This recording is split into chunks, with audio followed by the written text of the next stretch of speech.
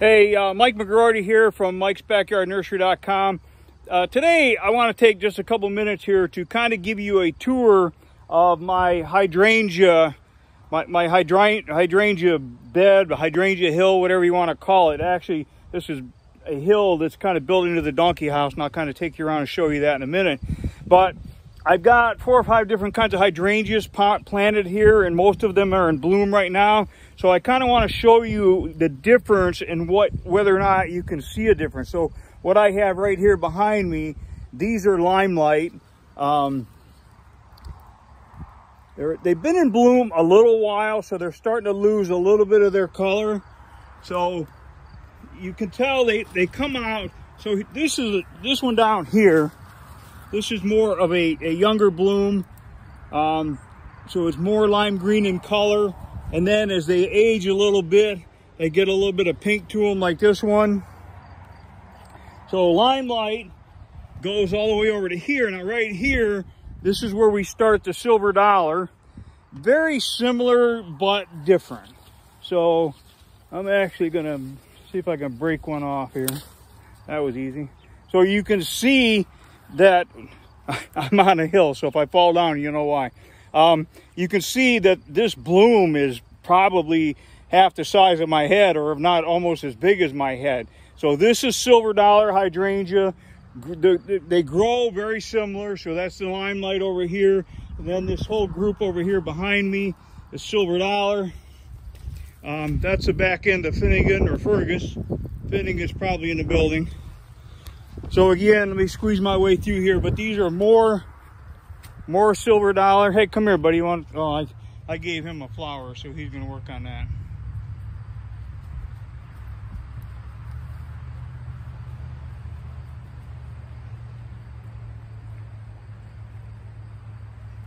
Finnegan doesn't know he has her. He'd be out here trying to take it away from him.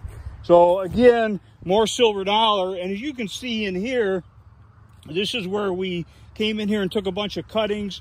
I had a few members, from our members area, I had a few members come in and grab some. That hole right there might have been, I took a bunch of softwood cuttings earlier, but that was way before these things started to make flowers. So where I took those cuttings, you probably can't necessarily see that. But again, Silver Dollar.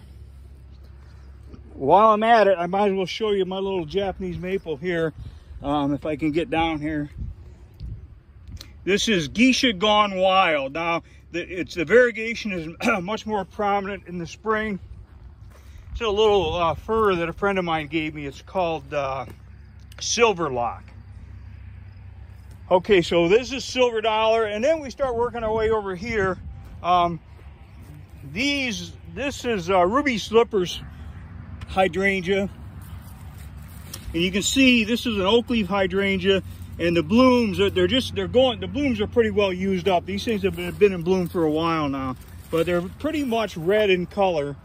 And then the next one we're going to is Pink Diamond. So I might as well get down in here. You can see some of the color in these Pink Diamonds. And now I'll walk around to this side. This is more of the Pink Diamond. So Pink Diamond is more of a panicle flower, but you should see, let me grab this one. So let me get over here. I don't know what the sun's going to do, but so you can see quite a bit of the pink in this bloom. So this is Pink Diamond, more of a panicle bloom. Actually, pretty nice hydrangea. I tried to do these as hardwood cuttings, and they didn't work very well for me, so I did a bunch of them as softwood cuttings. We're going to walk over and I'll show you that. And then the next section that we're going to go to here, these are Phantom. That's a pretty small Phantom bloom. This one is much larger. Again, they're starting to go out of bloom, so that's why they're starting to get the pink color. So here's the Phantom with the pink color. This is like a pretty well giant Phantom bloom. And then, so right here, this is still Phantom, but look at how much pink is in this thing. Now, this is crazy. This is absolute, look at the size of this flower. This is Phantom Hydrangea. And I actually, these things grow pretty tall. I had these all cut back to a stump at the beginning of the growing season, early in the spring. And this is how much growth they put on, and then they start to bloom on the current year's growth. But I actually took cuttings of these Phantom. I took cuttings about 4 foot long. I stuck them in containers. They rooted, and now I've got, I don't know, 25 or 30 or maybe more tree hydrangea already growing that are 4 foot tall. Okay, now this over here, this is Tardiva, and the flower on Tardiva is much different than these other. It's somewhat like Pink Diamond, but more white with a lot less pink. So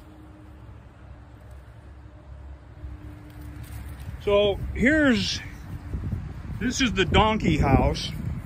So you can see, I get back here, as you can see, I built the donkey house into a hill. We had a big mound there from soil and stuff that we piled up, really soil and brush that we piled up when we cleared the property.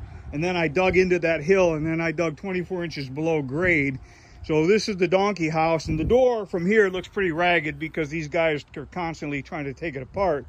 But if you look closely, you can see the door closes, and then there's a little tiny door that is probably 30 inches wide, excuse me, and maybe 35, 40 inches tall, and they squeeze there, because during the winter I close that door and they got to go through, push those in between. There's 2 rugs hanging there, so they go in between the rugs.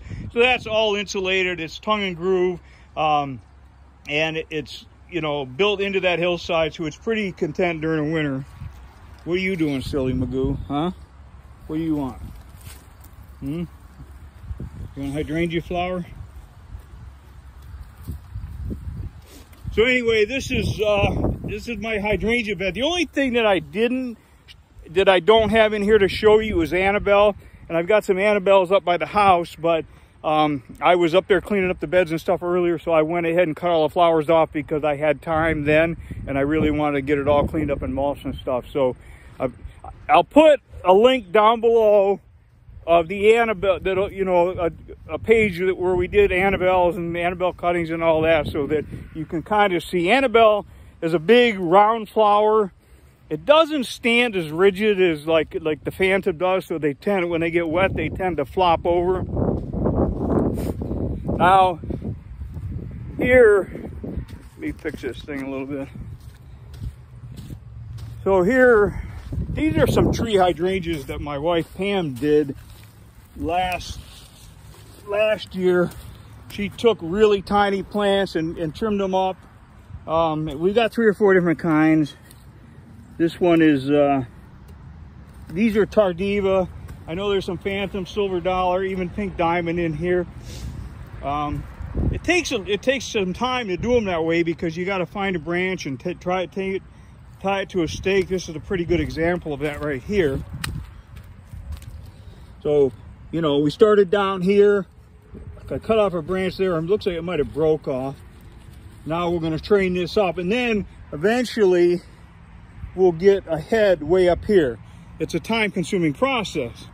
These are the Phantom that I stuck. So these cuttings are probably 4 feet long. They were blooming. I tried to cut all the blooms off because I don't need for them to be making flowers right now. But so this is the Phantom hydrangea that I did is hardwood cuttings. I don't really want to mess with them because if I disturb them, I'm probably going to shock them. So I'm just going to leave them where they're at for now, and then probably either in the fall, but probably in the fall I might take them out of there and just heel them in to give the roots a little bit of room. But then come spring, we'll get them potted up and probably sell them next year. We don't charge a lot for them, maybe 35, 40 bucks a piece. So now these are all the cuttings that we did earlier. I'm on the wrong side for the labels, but I know I did work my way around a sprinkler. So these are, I'm pretty sure these are Pink Diamond. If I remember correctly, I did about 400 Pink Diamond. And then I put some Weigelia in between just to separate them. So there's some Red Prince Weigelia and then Limelight Hydrangea. This is Java Red Weigelia. We don't do a lot of shrubs anymore. We're trying to slow down and do less and less. So we got to kind of pick and shoot. Look, I can't even pull that out. Those were stuck in June. And this is, I think, around the 19th or 20th of August. So you can see they're pretty well rooted. So silver dollar hydrangea here. Some variegated Weigelia right here. And then these are climbing hydrangea that I stuck much later. So they're a little bit behind in rooting. But so anyway, that's my story on the hydrangea. So we're doing these softwood cuttings. We're doing them under mist. And so they get misted. Now you don't, if you don't have mist, I'll put a link if I remember to do it. I'm terrible about that. When I post a video, if you're a subscriber, you're going to get a notification right away. So that means you'll get a notification before I get the link posted, because these 68-year-old fat fingers are not going to type out a long hyperlink on a phone. That's just not going to happen. So once I get it uploaded, then I'll go to get on my computer and I'll put the link down below in the description for you.